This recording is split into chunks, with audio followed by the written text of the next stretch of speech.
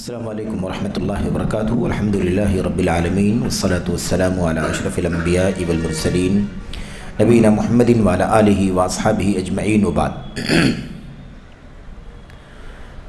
علمی و دعوتی خیانت اور فکر و تحریر پہ اس کے اثرات، اس سلسلے کی جو باتیں اس وقت ہمارے سامنے چل رہی ہیں وہ علمی خیانت کے مظاہر سے متعلق ہیں، اور ہمارے سامنے 11واں پہلو ہے خالص عربی زبان کا عجمیت سے لت پت ہونا. خالص عربی زبان کا خالص عربی زبان کا عجمیت میں مکس ہو جانا، لت پت ہو جانا. اس حوالے سے جو باتیں اس سے پہلے کے سیشن میں ہوئی ہیں، اس کے بعد یہاں شیخ محمد الخضر حسین رحمہ اللہ، جن کا ذکر علامہ بکر بن عبداللہ ابو زید نے کیا تھا کہ میں موجودہ دور کے چند سلفی علماء میں یہ خوبی پاتا ہوں جن کے یہاں زبان، بیان، عربی زبان کی فصاحت، بلاغت پائی جاتی ہے. ان میں سے ایک نام ہے علامہ عربی زبان و ادب کے ماہر شیخ محمد الخضر حسین رحمہ اللہ کا. تو شیخ محمد الخضر حسین رحمہ اللہ فرماتے ہیں لغتن قد عقدت دین لہا ذمتن یکلؤہا کل البشر. یہ عربی زبان میں اشعار ہیں ان کے، ہم اس میں وقت لگائے بغیر اس کے اردو ترجمے سے گزرتے ہیں. کہتے ہیں عربی زبان وہ زبان ہے جس کی دین اسلام نے حفاظت کی ذمہ داری لی ہے. عربی زبان، اب اگر آپ جائیں اس کو تلاش کریں کہ کیا عربی زبان کی حفاظت کی ذمہ داری اللہ نے لی ہے، تو آپ کو کہاں کوئی دلیل ملے گی. لیکن قرآن کی حفاظت کی ذمہ داری ہے کہ نہیں ہے؟ تو قرآن کی حفاظت کی ذمہ داری ہے، تو قرآن عربی میں ہے، تو عربی زبان کی حفاظت بھی ہو گئی کہ نہیں ہو گئی؟ تو عربی زبان وہ زبان ہے جس کی دین اسلام نے حفاظت کی ذمہ داری لی ہے. ساری انسانیت اس کی نگرانی کر رہی ہے. کیا قرآن کریم کے الفاظ اعلیٰ صورتوں میں اسی طریقے پر نہیں ڈھالے گئے ہیں؟ اے میری قوم کے لوگوں، اس کی حفاظت کا وعدہ پورا کرو. یقیناً جو عہد شکنی کرے گا وہ ایک بڑا سنگین جرم کرے گا، لہذا اسے زندہ کرنے کی ٹھان لو، اور جو کچھ بکھر گیا ہے اسے یکجا کر کے اس کی تلافی کرو. یہ علامہ الخضر حسین رحمۃ اللہ علیہ کی بات ہے. تو محمد الخضر حسین رحمۃ اللہ علیہ نے اس میں جو بات کہی ہے وہ خاص کیا ہے؟ خاص یہ ہے کہ کہتے ہیں کیا قرآن کریم کے الفاظ اعلیٰ صورتوں میں اسی طریقے پر نہیں ڈھالے گئے ہیں؟ عربی زبان کے اعلیٰ معیار پر نہیں ڈھالے گئے ہیں. کہتے ہیں میری قوم کے لوگوں، اس کی حفاظت کا وعدہ پورا کرو. جب قرآن کریم کی حفاظت کا اللہ نے وعدہ کیا ہے کہ میں ہی قرآن کریم کو اتارنے والا ہوں، میں ہی اس کی حفاظت کروں گا، تو اب اس حفاظت کا جو کام ہے اس میں ہمیں چاہیے کہ ہم اس مشن میں حصے دار بنیں. عربی زبان سیکھیں، پڑھیں، پڑھائیں، بولیں، اس کا چلن عام کریں، تاکہ عربی زبان کی حفاظت ہو، کیونکہ وہی قرآن کریم کی حفاظت ہے. تو جو عہد شکنی کرے گا وہ ایک بڑا سنگین جرم کرے گا. عہد شکنی کیا ہے؟ وعدہ خلافی کیا ہے؟ ہمیں عربی زبان سیکھنا، پڑھنا، اس کا علم حاصل کرنا، اسے نشر کرنا ضروری ہے. اگر ہم اس وعدے پر نہیں قائم رہیں گے تو جرم کرنے والے مانے جائیں گے. بہرحال یہ ہو گئی بات علامہ خضر حسین، محمد خضر الحسین کی. اس کے بعد علامہ ابن فارس یہ بہت مشہور لغوی ہیں، بہت معروف لغوی عالم ہیں. ان کی بات آپ اچھی طرح سے پڑھیں.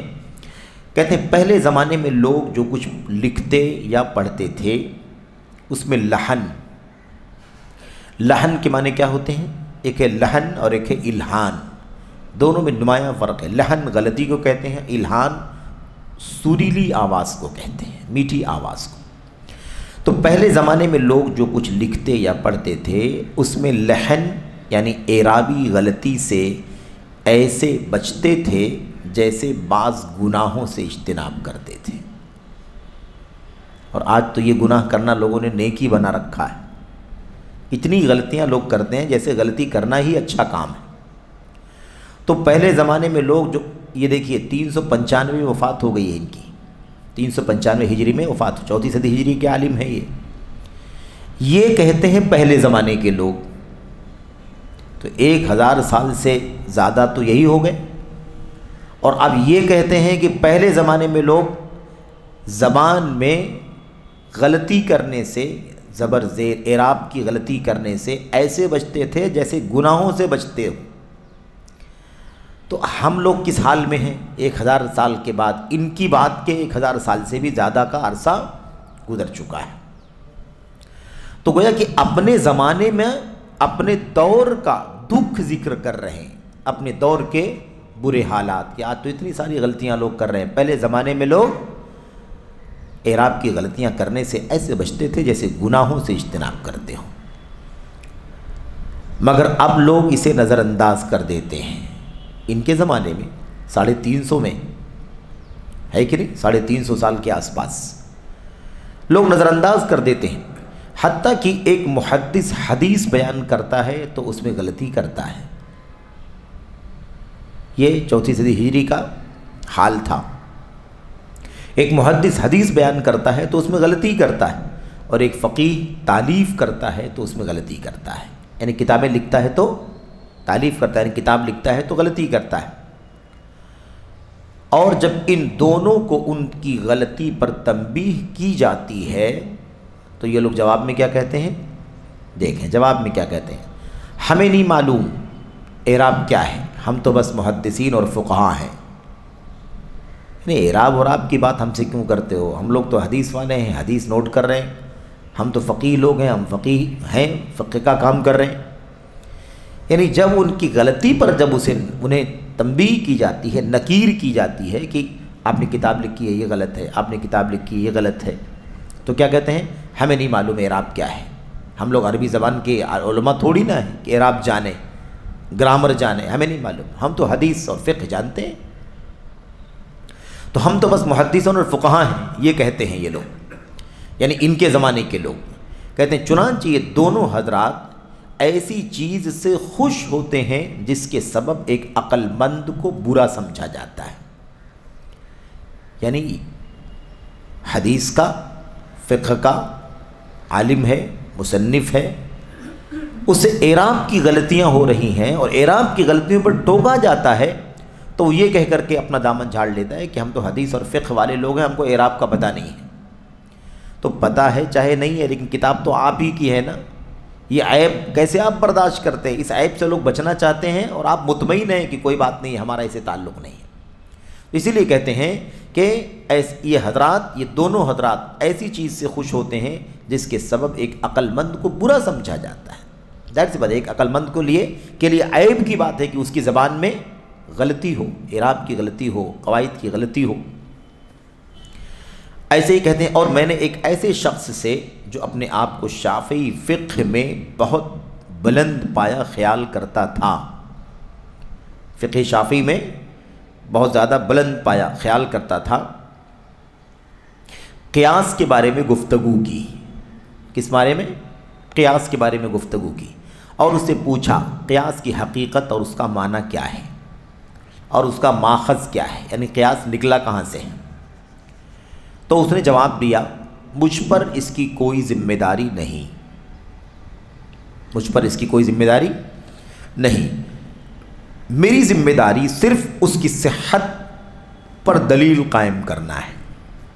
دیکھا آپ نے کیا مطلب ہے اس کا؟ مطلب یہ ہے کہ قیاس کے بارے میں پوچھا، قیاس کیا ہے، اس کی حقیقت کیا ہے، اس کا معنی کیا ہے اور قیاس کی دلیل کیا ہے. تو جواب میں کیا کہا؟ مجھ پر اس کی کوئی ذمہ داری نہیں ہے، میری ذمہ داری صرف اتنی ہے کہ اس کی صحت پر دلیل قائم ہو جائے. قیاس صحیح ہے بس، اس کا ماخذ کیا ہے نہیں معلوم، حقیقت کیا ہے نہیں معلوم. کہتے ہیں تو اب بتائیے کہ اس آدمی کے بارے میں کیا کہیں گے جو کسی چیز کی صحت پر دلیل قائم کرنا چاہتا ہے جس کا معنی ہی نہیں جانتا ہے. قیاس کو صحیح ثابت کرنے کی بات کر رہا ہے لیکن قیاس کا معنی اس کو معلوم نہیں ہے، قیاس کی حقیقت کیا اس کو معلوم نہیں. تو یہ حالت ہے. کہتے ہیں اس کے بارے میں کیا کہیں گے؟ جو کسی چیز کی صحت پر دلیل قائم کرنا چاہتا ہے جس کا معنی نہیں جانتا بلکہ اس کی حقیقت اور ماہیت سے بھی ناواقف ہے. حقیقت اور ماہیت سے بھی ناواقف ہے. ہم برے اختیار سے اللہ تعالیٰ کی پناہ چاہتے ہیں. یہ علامہ ابن فارس رحمۃ اللہ علیہ کا ایک اقتباس ہے جس سے اندازہ لگاؤ کہ اپنے دور کے حالات بیان فرماتے ہیں. تو یہ سب باتیں. اس کے بعد دیکھیے کہتے ہیں اور سابقہ سطور میں جو آوارہ شعر گوئی کی فساد کی طرف اشارہ ہوا ہے. آیا تھا نا کہ جو لوگ شعوبیت عربی قومیت کے مخالف ہیں، ایسے لوگ عربی زبان کو ضائع کرنے کے لیے، برباد کرنے کے لیے بہت سارے کام کرتے ہیں. اس میں سے ایک کام کیا ہے؟ آوارہ شعر گوئی. آوارہ شعر گوئی، آزاد شعر و شاعری. وہاں کیا لکھا ہے؟ آزاد شعر و شاعری. آزاد، آوارہ یعنی کوئی کنٹرول نہیں، کوئی زبان کی حدود نہیں. آوارہ شعر گوئی کا مسئلہ ہے. کہتے ہیں اس کے بارے میں جو اشارہ ہوا ہے پہلے، اس بارے میں مجھے شیخ الاسلام علامہ ابن تیمیہ رحمۃ اللہ علیہ، جن کی وفات 728 ہجری میں ہوئی ہے، ان کے مجموعہ فتاوی فلاں فلاں حوالے جلد نمبر 32 اور صفحہ نمبر 252 سے 55 میں بڑی عمدہ بات ملی ہے. جو انہوں نے ازجال، یہ زجل کی جمع ہے. ازجال کسے کہتے ہیں؟ عامی لب و لہجے کے اشعار. عامی یعنی عوام جو ہوتے ہیں نا، وہ جو تک بندی کرتے ہیں، عوام جو تک بندی کرتے ہیں، اس لب و لہجے کے جو اشعار ہوتے ہیں. تو کہتے ہیں کہ جو ابن تیمیہ رحمۃ اللہ علیہ نے ازجال اور بے ریش لڑکوں کے ساتھ گانے کی بابت سوال کے جواب میں فرمائی ہے. لکھتے ہیں یعنی مجھے آزاد شعر گوئی کے بارے میں علامہ ابن تیمیہ رحمۃ اللہ علیہ کی ایک بات ملی ہے، جو بات انہوں نے عام لوگوں کی شعر شاعری اور کم عمر لڑکے جو گپ شپ کرتے ہیں ان کے ساتھ جو ہے نا، جو گانے وغیرہ کی بات چیت ہوتی ہے، اس پر رد کرتے ہوئے یہ بات لکھی ہے. کیا ہے؟ کہتے ہیں تیسری وجہ. یہ ابن تیمیہ رحمۃ اللہ علیہ کی بات ہے، شیخ الاسلام رحمۃ اللہ علیہ کی بات ہے. وہ کیا کہتے ہیں؟ تیسری وجہ یہ ہے کہ یہ موزون و مسجع کلام مفرد یا مرکب دونوں اعتبار سے فاسد ہیں، کیونکہ انہوں نے اس میں کلام عرب کو بدل دیا ہے اور ماعو و بدو و عدو کہا ہے، اور اس طرح کے دیگر الفاظ بنا لیے ہیں جنہیں سن کر دل اور سماعتیں گھن محسوس کرتی ہیں اور عقل و طبیعت میں گرانی محسوس ہوتی ہے.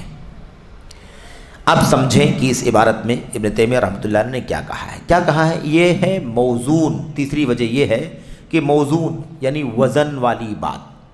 جو شعر کا وزن ہوتا ہے نا، ایک وزن رائمنگ جس کو کہتے ہیں غالباً انگریزی والے، اور مسجع وہی ہم وزن ہے نا، آخر میں ایک ہی وزن پر چیزیں آئیں جیسے شعروں میں ہوتا ہے. کہتے ہیں یہ موزون اور مسجع کلام مفرد یا مرکب، چاہے وہ الگ الگ لفظ کا ہو یا پھر کوئی جملے میں ہو، دونوں اعتبار سے فاسد کلام ہے. یعنی صرف اور صرف تک بندی کرنے کو. بات کیا چل رہی؟ شعر کی بات چل رہی نا، آزاد شعر، آوارہ شعر شاعری، اس کی مذمت کرتے ہوئے کہتے ہیں یہ جو تک بندی کر رہے ہیں، ایک شعر کی طرح سے وزن طے سیٹ کر رہے ہیں، چاہے الفاظ ہوں اور چاہے وہ جملے ہوں، یہ ہر اعتبار سے کیا ہیں؟ ہر اعتبار سے فاسد کلام ہے، کیونکہ انہوں نے اس میں کلام عرب کو بدل دیا ہے. یہی خاص بات ہے. کتنا بھی ان کی رائمنگ اچھی ہو، کتنا بھی ان کا وزن اچھا ہو، لیکن یہ فاسد ہے، غلط ہے، اس لیے کہ ان لوگوں نے زبان عرب کو چینج کر دیا ہے، عربی زبان کو بگاڑ دیا ہے. عربی زبان کو بگاڑ دیا ہے. عربی زبان کو بگاڑنے کی اجازت کس نے دے دی؟ کہ رائمنگ کے لیے، مقفع مسجع کرنے کے لیے، شعر کا وزن شعر کی وزن سیٹ کرنے کے لیے کلام عرب کو بدل دیا جائے. اب اس کی مثال دے رہے ہیں، کہہ رہے ہیں ان لوگوں نے کیا کہا ہے شعر میں، کوئی شعر رہا ہوگا اس کا یہ ٹکڑا، کہتے ہیں اور ماعو و بدو و عدو، ان لوگوں نے کہا ہے۔ یہ کون سا وزن ہے عربی زبان کا؟ یہ کون سی عربی زبان ہے؟ کہتے ہیں یہ صرف وزن سیٹ کرنے کے لیے کوئی بھی لفظ کیسے بھی ڈھال لیا ہے، اور اسی کو تک بندی کہا جاتا ہے نا، صرف وزن سیٹ ہو جائے۔ اس طرح کے دیگر الفاظ بنا لیے ہیں جنہیں سن کر دل اور سماعتیں یعنی کان گھن محسوس کرتی ہیں، اور عقل و طبیعت میں گرانی محسوس ہوتی ہے، یعنی طبیعت میں بہت زیادہ بھاری پن ہو جاتا ہے، الجھن ہو جاتی ہے ایسی باتیں سن کر کے۔ تو علامہ ابن تیمیہ رحمۃ اللہ، ابھی بات چل رہی ہے آگے بھی، علامہ ابن تیمیہ رحمۃ اللہ علیہ کیا کہنا چاہ رہے ہیں؟ کہنا یہ چاہ رہے ہیں کہ جو شعر شاعری کا طریقہ چل پڑا ہے وہ نہایت قابل عیب ہے، فاسد ہے، بری چیز ہے۔ کیوں؟ اس لیے کہ عربی زبان کو ہی توڑ مروڑ کر کے برباد کر دیا ہے، عربی زبان کو ہی بدل دیا ہے، اس لیے اس سے عربی زبان ضائع ہوتی ہے، اس سے عربی زبان مجروح ہوتی ہے۔ اس کے بعد کہتے رہا مسئلہ اس کے مرکبات کا، تو وہ عربوں کے اوزان میں سے نہیں ہیں، نہ شعر کی جنس اور اس کی 17 بحروں میں سے ہیں، نہ ہی سجا بندی، رسائل اور خطبات کی جنس سے ہیں۔ کوئی قانون ہے ہی نہیں، آوارہ آزاد، جس کا جو سمجھ میں آتا ہے وزن بنا لیتا ہے، تک بندی کرتا ہے، اور عربی زبان کے الفاظ کو بھی کیا کرتا ہے؟ بدل دیتا ہے۔ مرکبات کہتے ہیں کہ مرکبات جو ہے نا، پورا سینٹنس جس کو مرکبات کہتے ہیں عربوں کے اوزان میں سے ہے ہی نہیں۔ یہ جو بنایا ما ابو بدو عدو، یہ عربی زبان کا وزن ہے ہی نہیں، کہاں سے لے کر کے آگے؟ نہ تو شعر کی جنس میں سے، شعر ہے ہی نہیں یہ، اور اس کی 17 بحروں میں سے، 17 اوزان ہیں شعر کے، ان میں سے کوئی وزن نہیں ہے، کوئی بحر نہیں ہے۔ کہتے نہ ہی سجا بندی، یعنی جو ترتیب ہوتی ہے شعر کی وہ بھی یہاں پر نہیں پائی جاتی۔ رسائل، یہ عربی زبان کے اندر شعر شاعری کے اوزان کے نام ہیں، سجا بندی، رسائل، خطبات، ان میں سے کسی میں سے نہیں ہے یہ۔ تو اس طرح سے آزاد آوارہ شعر شاعری کرنا عربی زبان کو برباد کرے گا کہ نہیں برباد کرے گا؟ اس کے بعد کہتے ہیں اور یہ معلوم ہے کہ عربی زبان سیکھنا اور سکھانا فرض کفایہ ہے۔ عربی زبان سیکھنا اور سکھانا کیا ہے؟ فرض کفایہ ہے، یعنی امت میں کچھ لوگوں کو لازماً عربی زبان سیکھنا سکھانا ضروری ہے۔ اگر کوئی بھی عربی زبان نہ سیکھے تو سارے کے سارے گنہگار ہو جائیں گے۔ کیوں؟ قرآن عربی زبان میں ہے، شریعت عربی زبان میں ہے، تو عربی زبان سیکھنا فرض کفایہ ہے۔ فرض عین نہیں ہے کہ سبھی کو سیکھنا ضروری ہو، فرض کفایہ یعنی کچھ لوگ اگر سیکھ لیں گے تو بقیہ لوگوں کی طرف سے بھی وہ چیز کافی ہو جائے گی، لیکن اگر کوئی نہیں سیکھے گا تو سب گنہگار مانے جائیں گے۔ تو عربی زبان سیکھنا سکھانا فرض کفایہ۔ سلف صالحین عربی زبان میں غلطی پر، سلف صالحین عربی زبان میں عربی زبان میں غلطی پر اپنے بچوں کو تنبیہ و تادیب کیا کرتے تھے، مارتے تھے بچوں کو۔ ان کے بچے جب عربی بولتے تھے تو بولنے میں جو غلطیاں کرتے تھے تو ان کو مار کر کے ادب سکھاتے تھے کہ نہیں، زبان ایسے نہیں ایسے، لفظ ایسے نہیں ایسے، جملہ ایسا نہیں ایسا استعمال کرو، یہ طریقہ تھا ان کا۔ لہذا ہمیں بھی وجوبی یا کم از کم استحبابی طور پر حکم ہے کہ عربی قانون کی حفاظت کریں، چاہے واجب سمجھو، چاہے واجب نہیں تو کم سے کم مستحب سمجھو، لیکن عربی زبان کی حفاظت کرنے میں ہماری ذمہ داری کیا ہے؟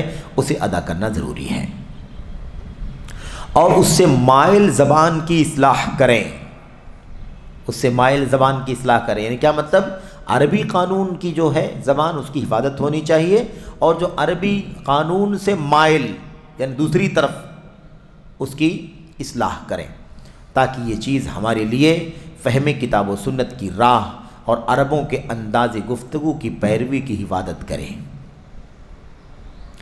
جب ہم عربی زبان کی اصلاح کریں گے، عربی زبان کی حفاظت کریں گے، اور عربی زبان کے قانون سے جو ہے نا دائیں بائیں مڑے ہوئے طریقے ہیں اس کی اصلاح کریں گے، تو کیا ہوگا؟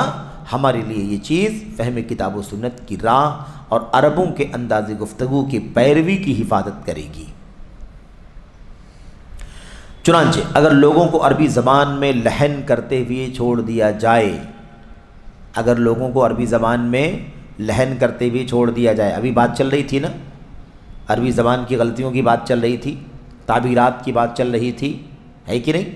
کہ آج کس طرح سے عربی زبان سے بے اعتنائی، عدم اہتمام ہے کہ کتابوں کی ہے نا ٹائٹلز پر عربی زبان کی کوئی بات لکھی ہوئی ہے، کتاب کا نام لکھا ہوا، اس میں بھی غلطی ہے گرامر کی، قواعد کی، پروگراموں کے، جلسوں کے، کانفرنسوں کے، اسٹیجوں کے بینر اور اس کے پوسٹرز جو ہوتے ہیں اس میں بھی فاش فاش غلطیاں پائی جاتی ہیں۔ کہتے ہیں یہاں پر اگر لوگوں کو عربی زبان میں لحن کرتے ہوئے چھوڑ دیا جائے، یعنی اعرابی غلطیاں کرتے ہوئے چھوڑ دیا جائے، تو یہ بڑے نقص و عیب کی بات ہوگی، عیب کی بات ہے کہ آدمی غلط لکھ رہا ہے، غلط بول رہا ہے اور اس پر تنبیہ نہ کی جائے، یہ عیب کی بات ہوگی۔ کہتے ہیں بڑے نقص و عیب کی بات ہوگی۔ تو بھلا اس وقت کیا حال ہوگا جب کوئی قوم درست فصیح عربی زبان اور اس کے ٹھوس اوزان کی طرف آئے اور اسے اس قسم کے عربی زبان کو بگاڑنے والے، خالص عربی کو بیہودہ گوئی میں منتقل کرنے والے الفاظ و اوزان کے ذریعے تباہ کر دے۔ بات سمجھ کے کیا کہہ رہے ہیں؟ کہہ رہے ہیں کہ اگر عربی زبان میں کوئی غلطی کرے اور اس پر تنبیہ نہ کی جائے، ٹوکا نہ جائے، تو عیب کی بات ہے۔ اگر یہ نہ ٹوکنا عیب کی بات ہے تو بھلا یہ بتاؤ کہ کوئی شخص، کوئی قوم درست فصیح عربی زبان اور اس کے ٹھوس اوزان، اس کے مضبوط جو اوزان ہیں اس کی طرف آئے اور اسے اس قسم کے عربی زبان کو بگاڑنے والے خالص عربی کو بیہودہ گوئی میں منتقل کرے دے، تو اور بڑا عیب ہے کہ نہیں عیب ہے؟ جب الفاظ کی غلطی کو چھوڑ دینا عیب ہے تو اس حرکت پر خاموشی اختیار کرنا اور بڑا عیب ہے۔ تو کہتے ہیں خالص عربی کو بیہودہ گوئی میں منتقل کرنے والے الفاظ و اوزان کے ذریعے تباہ کر دے، اور عیب کی بات ہوگی۔ کیسے نہ ٹوکا جائے؟ کہتے ہیں کہ اس قسم کی ہذیان گوئی ڈھیٹ، مجرم، کم عقل عجمی حضرات ہی کر سکتے ہیں۔ ایسی حرکت کون کرے گا؟ جو بکواس کرے۔ ہذیان گوئی کسے کہتے ہیں؟ بکواس کرنے والا۔ ہذیان گوئی، ڈھیٹ یعنی جری، کسی کی نہ سنے، منمانی کرے۔ مجرم، کم عقل، نہ سمجھ، کم سمجھ، عجمی حضرات ہی ایسا کر سکتے ہیں، ورنہ کوئی آدمی ایسا نہیں کر سکتا۔ یہ ہے چوتھی وجہ۔ یہ علامہ ابن تیمیہ رحمۃ اللہ علیہ کی بات چل رہی ہے اور لمبی گفتگو چل رہی ہے۔ اس میں کہتے ہیں چوتھی وجہ، کہتے ہیں اس جیسی چیز سے مقابلہ آرائی بغض و عداوت پیدا کرتی ہے اور انہیں اللہ کے ذکر اور نماز سے روکتی ہے، اور یہ مرغوں کے درمیان چونچ آزمائی اور میڈھکوں کے درمیان سینگ آزمائی کے قبیل سے ہے۔ یہ بھی نقد کر رہے ہیں شیخ الاسلام علامہ ابن تیمیہ رحمۃ اللہ علیہ، نقد کر رہے ہیں اس جیسی چیز سے مقابلہ آرائی بغض و عداوت پیدا کرتی ہے اور انہیں اللہ کے ذکر اور اس سے روکتی ہے۔ ابھی آپ سمجھیں کہ آخر یہ بات کیسے کہہ رہے ہیں؟ عربی زبان کی بگاڑ سے اس کا کیا تعلق ہے کہ اس سے بغض و عداوت پیدا ہوتا ہے، عداوت پیدا ہوتی ہے، اور یہ ذکر اور نماز سے روکتی ہے؟ یہ سب چیزیں کہاں سے بیان کر رہے ہیں شیخ الاسلام ابن تیمیہ رحمۃ اللہ علیہ؟ ابھی آپ کو سمجھ میں آئے گا کیسے یہ دلیل کیسے پکڑتے ہیں، استدلال کیا ہے۔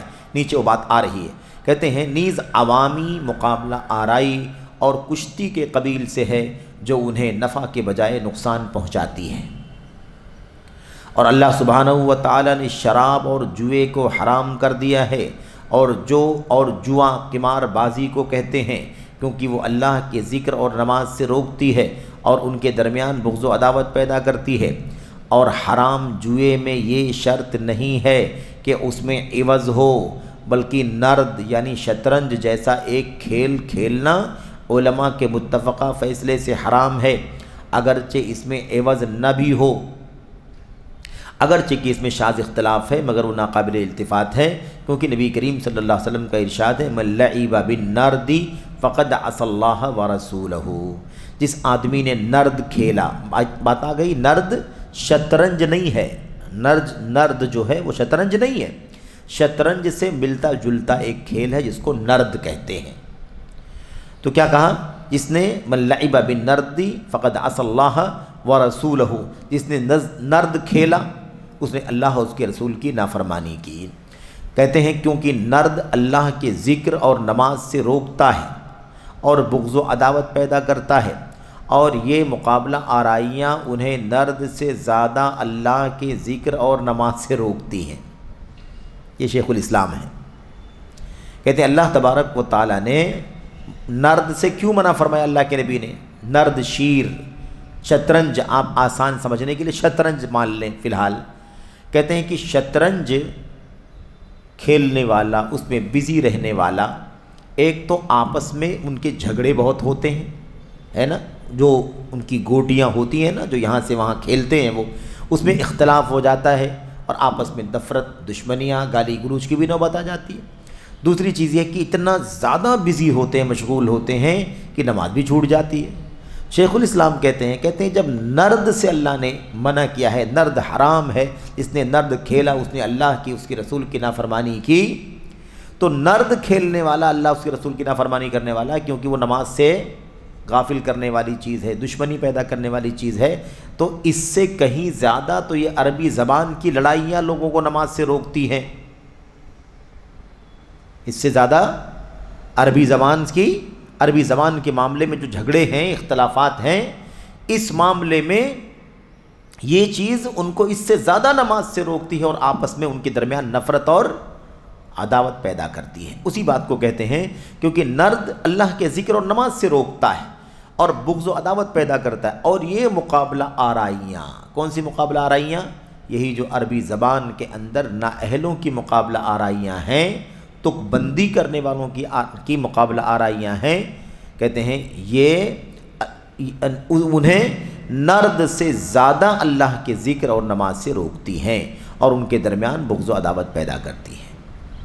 اور چونکہ اکثر ائمہ نے شطرنج کو حرام قرار دیا ہے اور امام مالک رحمۃ اللہ علیہ نے اسے نرد سے زیادہ سنگین ٹھہرایا ہے، باوجود کہ نرد اور شطرنج کھیلنے والے اگرچہ فاسق و بد کردار ہیں مگر اس کے باوصف ان لوگوں سے بہتر ہیں، یہ بالکل واضح ہے۔ سمجھ رہے ہیں؟ چوتھی وجہ یہ تھی، یعنی اس طرح سے شیخ الاسلام نے دلیل پکڑی ہے کہ یہ چیز کیا ہے؟ غلط ہے۔ اس کے بعد کیا کہتے ہیں؟ کہتے ہیں پانچویں وجہ، ان میں سے زیادہ تر لوگ یا تو زندیق منافق ہیں یا تو فاسق و فاجر اور بدعمل ہیں، بدعمل ہیں۔ کہتے ہیں ان میں نیک کار مومن کوئی نہیں ہوتا، ان میں نیک کار مومن کوئی نہیں ہوتا، بلکہ ان میں کا ماہر آدمی دین اسلام سے بے پرواہ۔ عربی زبان میں تو بہت ماہر ہوتے ہیں لیکن اسلام سے بے پرواہ۔ آپ نے دیکھا ہوگا، کبھی کبھی آپ دیکھیں گے کہ عربی زبان میں پی ایچ ڈی کر رکھا ہے، عربی زبان کی خصوصیات کے اندر اس نے اعلیٰ ڈگری حاصل کر رکھی ہے، لیکن اپنے رہن سہن میں شرابی ہے، کبابی ہے، بدعمل ہے، فاسق ہے، بد زبان ہے، لیکن عربی زبان میں مہارت حاصل کر رکھا۔ یہ کہتے ہیں زیادہ تر لوگ زندیق یا تو زندیق منافق ہیں یا فاسق و فاجر اور بدعمل ہیں، ان میں نیک کار مومن کوئی نہیں ہوتا، بلکہ ان کا ماہر آدمی دین اسلام سے بے پرواہ بے دخل نمازیں ضائع کرنے والا اور شہوتوں کا پیروکار پایا گیا ہے۔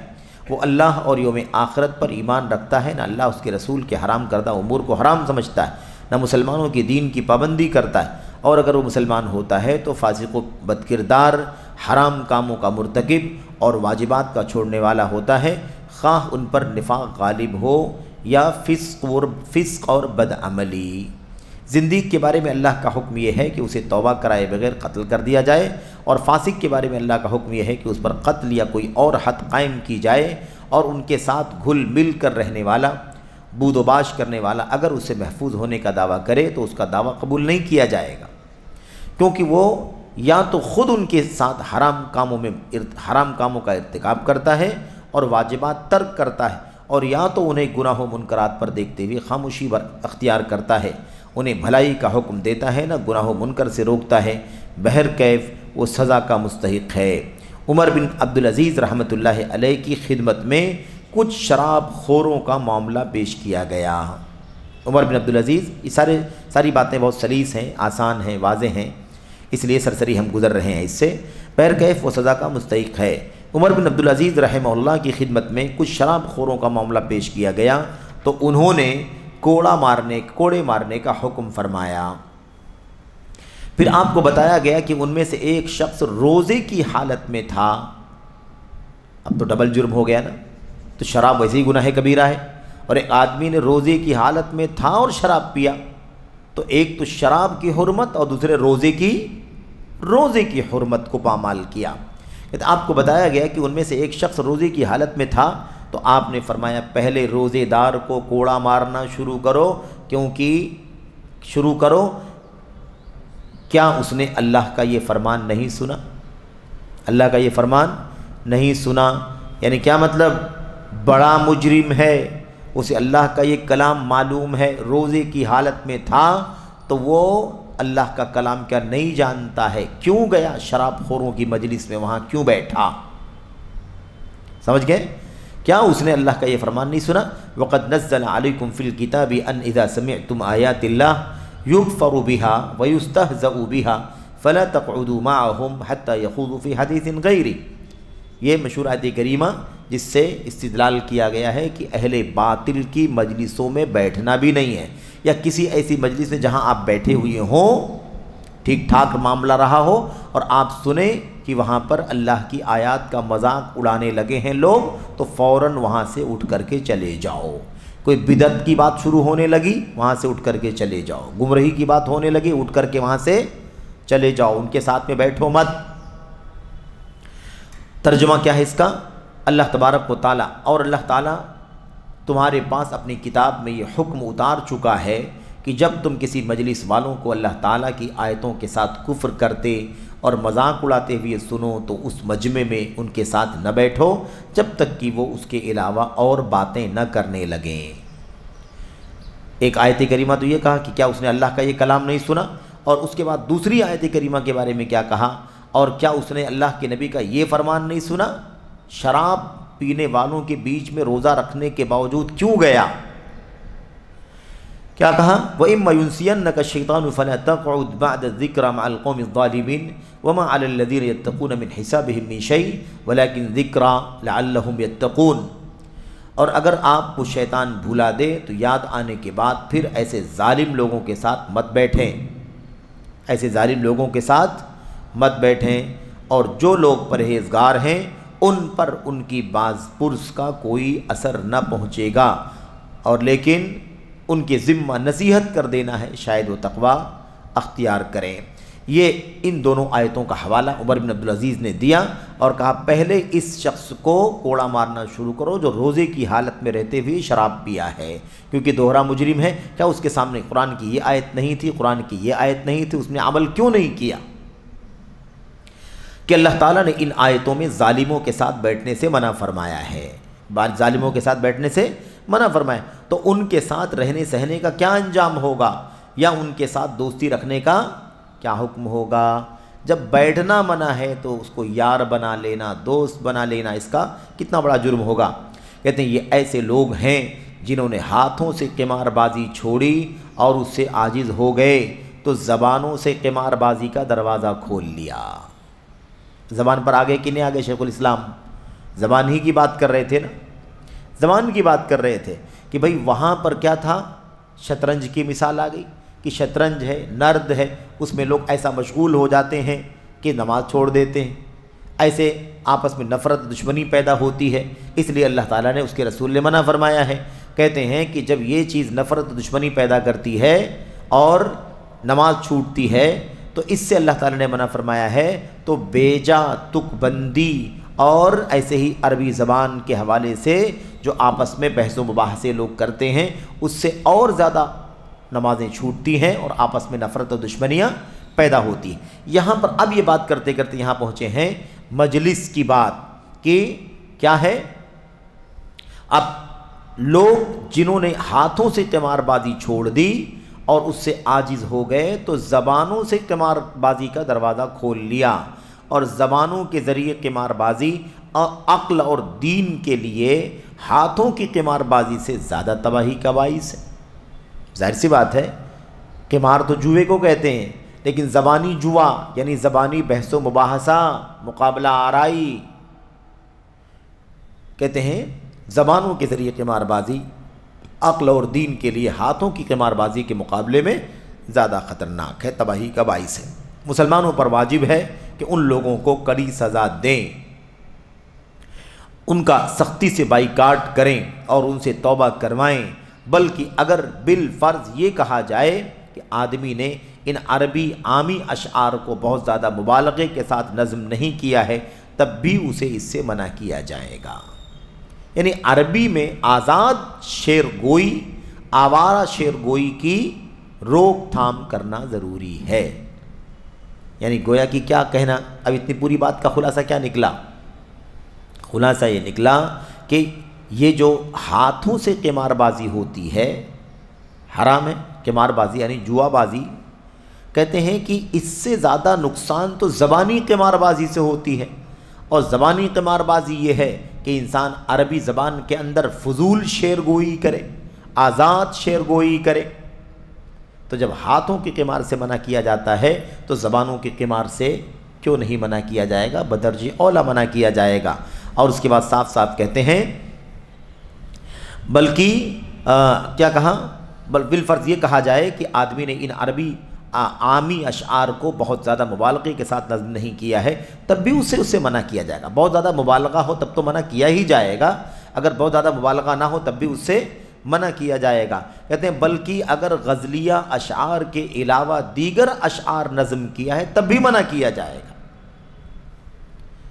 فضول شعر گوئی کی گنجائش نہیں ہے، چاہے وہ غزل کے اشعار نہ ہوں تب بھی فضول شعر گوئی سے، تک بندی سے منع کیا جائے گا، کیونکہ کبھی کبھار یہ لوگ اللہ تعالیٰ، اس کی کتاب اور اس کے رسول صلی اللہ علیہ وسلم کے کفر میں بھی اشعار نظم کرتے ہیں۔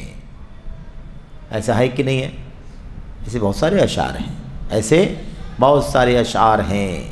قصیدہ بردہ شریف بھی آپ ایک مثال کے طور پر جان سکتے ہیں۔ قصیدہ بردہ بوصیری، علامہ بوصیری، ان کے ہاں انحرافات اور بدعات تھیں۔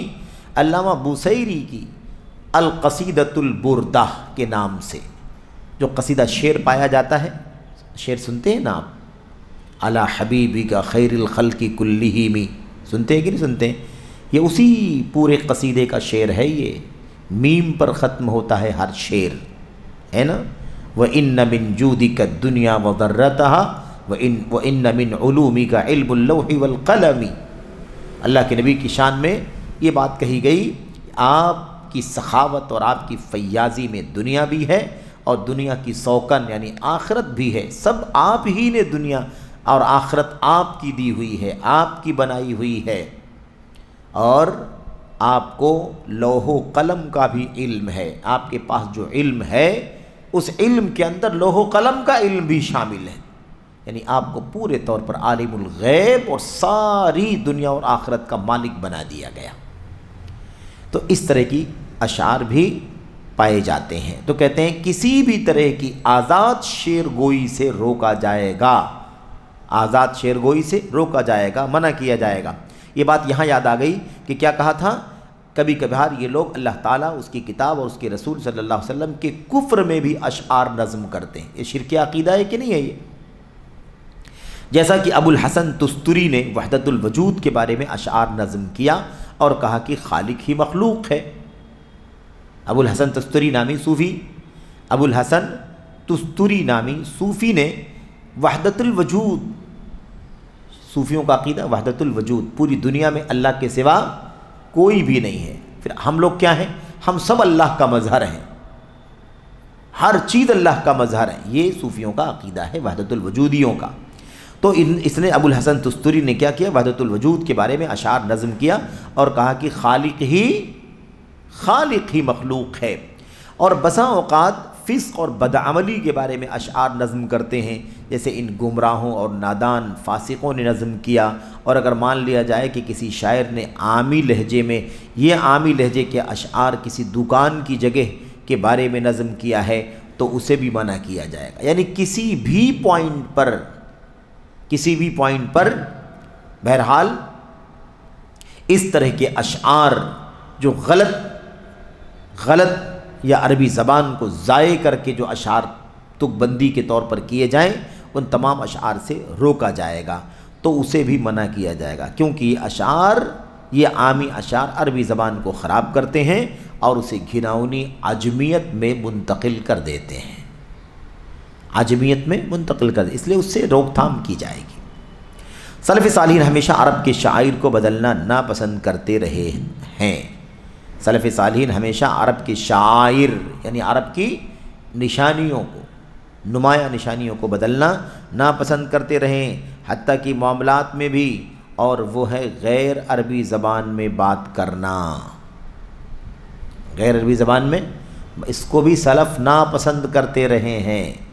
کہ ہم لوگ اردو میں بات کر رہے ہیں، سلف اس کو ناپسند کرتے تھے. عربی میں بات کر سکتے ہیں تو عربی میں ہی بات کریں، غیر عربی میں بات نہ کریں. تو کہتے ہیں کیونکہ شاعر ہے نا، عربی زبان شعار ہے دین اسلام کا، عربی زبان منارہ ہے دین اسلام کا، عربی زبان علامت ہے قرآن کی، عربی زبان علامت ہے نبی کی سنت کی.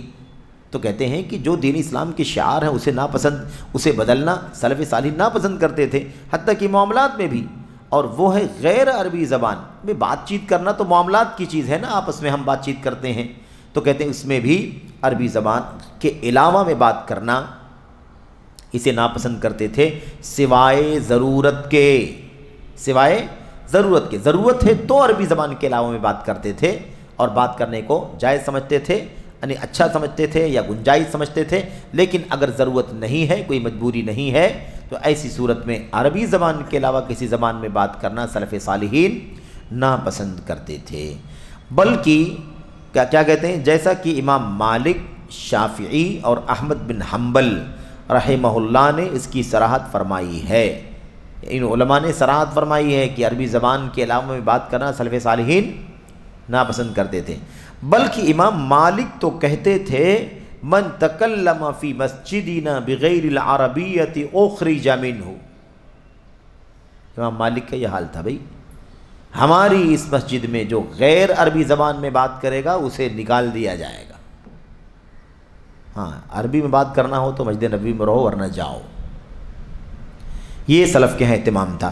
جو شخص ہماری مسجد میں غیر عربی زبان میں بات کرے گا اسے مسجد سے نکال دیا جائے گا. یہ عربی زبان کا اہتمام تھا ہمارے اسلاف کے یہاں، عربی زبان کا اہتمام، اور یہ ہونا چاہیے.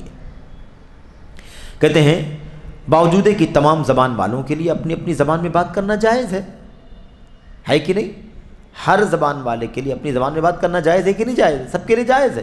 اس کے باوجود کیا تھا ہمارے ائمہ حدیث کا، محدثین کا، امام مالک کا، کہ دیکھیے وہ غیر عربی زبان میں ناپسند کرتے تھے بات کرنا.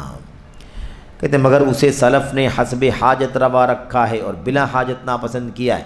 عربی زبان کے علاوہ کسی زبان میں بات کرنا ہمارے اسلاف نے ضرورت کے اعتبار سے جائز رکھا ہے. ضرورت نہ ہو تو اسے جائز نہیں سمجھا ہے، اسے منع کیا ہے، ناپسند کیا ہے. نیز اس لیے تاکہ اللہ کے شاعر کی حفاظت ہو. کیوں؟ عربی زبان کا چلن عام نہیں کرو گے تو دین اسلام کا شعار عربی زبان ختم ہو جائے گا نا. اس لیے عربی زبان کے شاعر کی حفاظت ہونی چاہیے. اس لیے اللہ تبارک و تعالی ہمارے اسلاف نے ضرورت ہو تو عربی کے علاوہ میں بات کرے، ضرورت نہ ہو تو عربی کے علاوہ میں بات نہ کرے.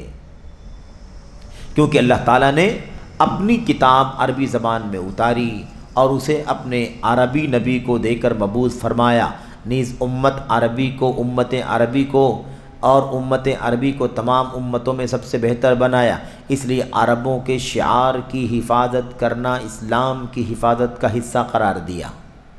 دیکھا آپ نے، عربی زبان کی حفاظت دراصل اسلام کی زبان ہونے کی وجہ سے اسلام کی حفاظت ہے. اور کیا کہا؟ کہتے ہیں تو بھلا اس کا کیا حال ہوگا جو مفرد اور منظوم عربی کلام کی طرف آ کر اس میں تغیر و تبدیلی پیدا کرے، تغیر و تبدیلی کرے، اسے اس کے قانون سے باہر نکالے اور بتکلف اس سے منتقل ہونا چاہے. یہ کتنی غلط بات ہوگی. جب عربی زبان کے علاوہ میں بات کرنا سلف ناپسند کرتے تھے تو ان لوگوں کا کیا حال ہوگا؟ ان لوگوں کا کیا حال ہوگا جو مفرد اور منظوم عربی زبان کی طرف کلام کی طرف آ کر اس میں تغیر و تبدیلی پیدا کرتے ہیں اور اسے اس کے قانون سے باہر نکالے اور بتکلف اسے منتقل ہونا چاہے، یہ کس قدر عیب کی بات ہوگی۔ اس کے بعد کیا کہتے ہیں؟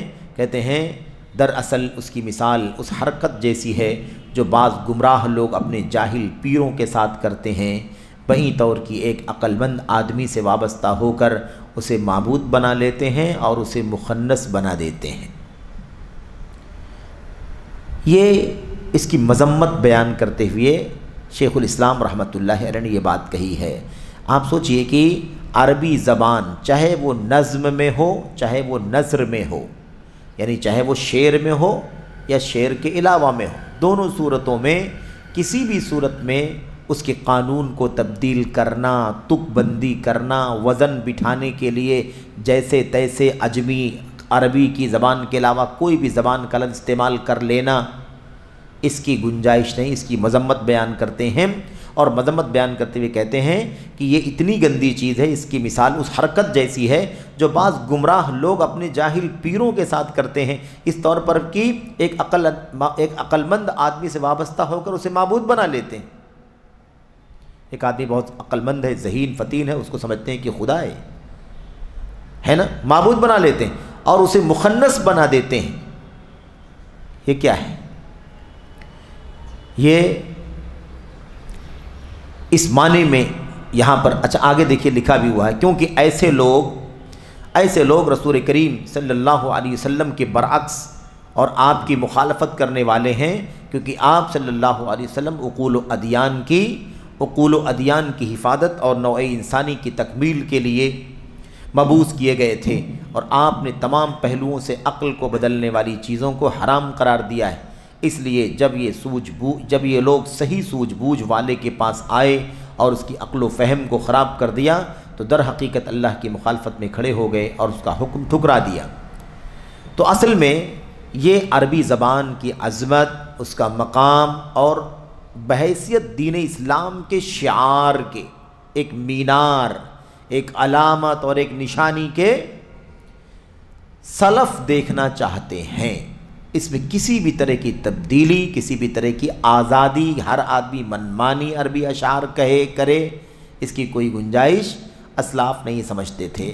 اس سے اندازہ لگائیے کہ شعوبیت کی جو بات چل رہی تھی، یعنی عرب قومیت کی مخالفت کرنے والوں کی جو بات چل رہی تھی، وہ کتنی بڑی سازش کا کام کر رہے ہیں وہ عربی زبان کے خلاف، اور عربی زبان کے خلاف، عربی قومیت کے خلاف بات کر کے عربی زبان کو نقصان پہنچایا جائے گا تو عربی زبان شریعت کی زبان ہے، شریعت کی زبان بھی متاثر ہوگی، اور عربی زبان دراصل قرآن و سنت کی زبان ہے۔ اس لیے ہماری ذمہ داری بنتی ہے کہ ہم اس طرح کی کسی بھی چیز کو برداشت نہ کریں۔ اور جو لوگ عربی زبان کو بدلتے اور اس کو خراب کرتے ہیں انہیں اتنی ہی مذمت اور سزا لاحق ہوگی جتنا اس کا دروازہ کھولیں گے۔ دیکھ رہے ہیں، عربی زبان کو بدلنے اور اس کو خراب کرتے ہیں جو لوگ، انہیں اتنی ہی مذمت، برائی اور سزا لاحق ہوگی، ملے گی جتنا اس کا دروازہ کھولیں۔ جتنا یہ کام ان کی طرف سے ہوگا اتنا وہ گنہگار ہوں گے، کیونکہ عقل اور زبان کی درستی ان امور میں سے ہے جس کا انسان کو حکم دیا گیا ہے۔ سمجھ رہے ہیں؟ کیونکہ عقل اور زبان کی درستی ان امور میں سے ہے جس کا انسان کو حکم دیا گیا ہے۔ ارے بھائی ضروری ہے ایک دم کہ عقل کیا ہو؟ درست ہو، زبان کیا ہو؟ درست ہو، اس کا حکم شریعت کے اندر۔ اسی لیے تو اللہ تبارک و تعالیٰ نے شراب کو، نشے کو حرام کیا ہے، شراب کو، نشے کو حرام کیا ہے، ہر طرح کے نشے کو۔ اور کیا ہے؟ جس کا حکم دیا گیا انسان کو، اور یہ چیز دین کی تکمیل میں معاون ثابت ہوتی ہے۔ ظاہر سی بات ہے کہ عقل ہے، سوجھ بوجھ اللہ نے دی ہے تو دین کی تکمیل میں مدد ملے گی اس سے، جبکہ اس کے برعکس چیز مخالفت، گمراہی اور خسارے کا موجب ہوتی ہے۔ ظاہر سی بات، جب سوجھ بوجھ نہیں رہے گی تو اس کے مخالف ہوگا، آدمی گمراہ ہوگا، خسارے میں جائے گا، یہ اس کا پیش خیمہ بن جائے گا۔ تنبیہ، آخر میں کہتے ہیں جو شخص اس عمدہ بات کو پڑھے گا اس کا شوق اسے عربی زبان کے مقام تک پہنچا دے گا۔ ظاہر سی بات ہے، ہمیں پڑھ رہے ہیں، اندازہ لگ رہا ہے کہ لگ رہا ہے کہ عربی زبان جاننا سیکھنا کتنا ضروری ہے، اور خالص زبان سیکھنا، تک بندی کرنا، یا ایسے ہی مثال کے طور پر عربی زبان کو بدلنا، یا عربی زبان کے اندر، عربی زبان کے اشعار کے اندر رائمنگز کو اور سجا بندی قائم کرنے کے لیے اس کے اندر بھوڑے قسم کے غیر عربی زبان کے الفاظ کو داخل کر دینا، یا مہمل بغیر کسی معنی کے الفاظ کو صرف وزن کی وجہ سے شامل کر دینا، یہ ساری چیزیں کیا ہوں گی؟ یہ تمام چیزیں ان تمام چیزوں سے دور رہنا ہوگا، تاکہ یہ چیزیں عربی زبان کو خراب نہ کریں، اور عربی زبان خراب ہوگی تو اسلام کا ایک شعار ہے عربی زبان وہ برباد ہوگا، شعار ضائع ہوگا، اور قرآن و سنت کو اور عربی زبان پوری شریعت کی زبان ہے اسے نقصان پہنچے گا۔ تو جو شخص اس عمدہ بات کو پڑھے گا اس کا شوق اسے عربی زبان کے مقام تک پہنچا دے گا، یعنی پھر وہ عربی زبان سیکھنے کی کوشش میں لگ جائے گا اور عربی زبان کا مقام سمجھ لے گا۔ ملاحظہ فرمائیں کہاں کہاں یہ بات، فلاں فلاں کتاب کے اندر الاعتصام امام شاطبی کی، اور ایسے ہی اقتضاء الصراط المستقیم علامہ ابن تیمیہ رحمۃ اللہ علیہ کی، یہاں سے یہ ساری باتیں آپ کے سامنے نوٹ کی گئی ہیں۔ تو اصل میں اس پوری بات کا، پوری بحث کا خلاصہ کیا ہے؟ ایک ہی ہے کہ عربی کو خالص عربی رہنے دیا جائے، عجمیت سے اسے لت پت نہ کیا جائے، یہ ہے اس کا خلاصہ۔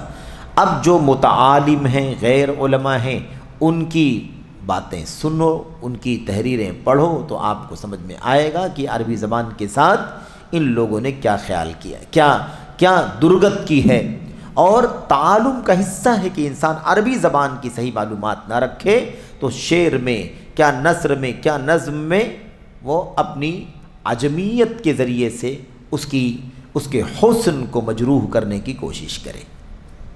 یہ بھی تعلم ہے، یہ بھی علم دعوے داری ہے، یہ بھی خیانت ہے عربی زبان کی، اور عربی زبان کی خیانت حقیقت میں قرآن و سنت کی خیانت کا سبب ہے، اور وہاں تک لے جانے کا راستہ ہموار کرتا ہے، اس لیے کہ عربی زبان ہی اصل ہے۔ اور بہرحال اس سلسلے میں انشاءاللہ تبارک و تعالی آپ کے سامنے آگے اور بھی کچھ باتیں آئیں گی جس میں یہ چیز شامل ہوگی۔ یہاں ایک مستقل نقطے کے طور پر یہ بات مصنف نے بیان کی ہے کہ عجمیت کے ساتھ عربی زبان کو گڑبڑ نہیں ہونے دینا ہے۔ یہ وہ لوگ کرتے ہیں جن کے پاس علم نہیں ہوتا، جو عجمی ہوتے ہیں، اور بہرحال اس کی بہت ساری مثالیں ہمارے عام زندگی میں، روز مرہ کی زندگی میں ہم کو ملتی ہیں، سننے کو، دیکھنے کو، کہ بہت سارے ایسے عجمی ہیں جن کے پاس علم نہیں ہے عربی زبان کا، اور وہ کم علمی کے باوجود بھی عربی زبان میں ہے نا اپنی کوشش آزمائی کرتے ہیں، تو حقیقت میں اس تعلم کی وجہ سے وہ قرآن کو، سنت کو اور اس کی عربی زبان کو نقصان پہنچاتے ہیں۔ ایسی بہت ساری مثالیں ہیں۔ تو اللہ سے دعا کرتے ہیں کہ اللہ تعالی ہمیں اور آپ کو خالص عربی زبان کو ویسے پڑھنے اور سمجھنے کی، علم حاصل کرنے کی توفیق دے جیسے حقیقت میں عربی کو پڑھنے اور سیکھنے کی ضرورت ہے، اور اللہ تبارک و تعالی تعلم سے بچنے کی توفیق بخشے، آمین یا رب العالمین۔ وصلی اللہ وسلم وبارک علی نبینا محمد وعلی آلہ وصحبہ اجمعین۔ السلام علیکم ورحمۃ اللہ وبرکاتہ۔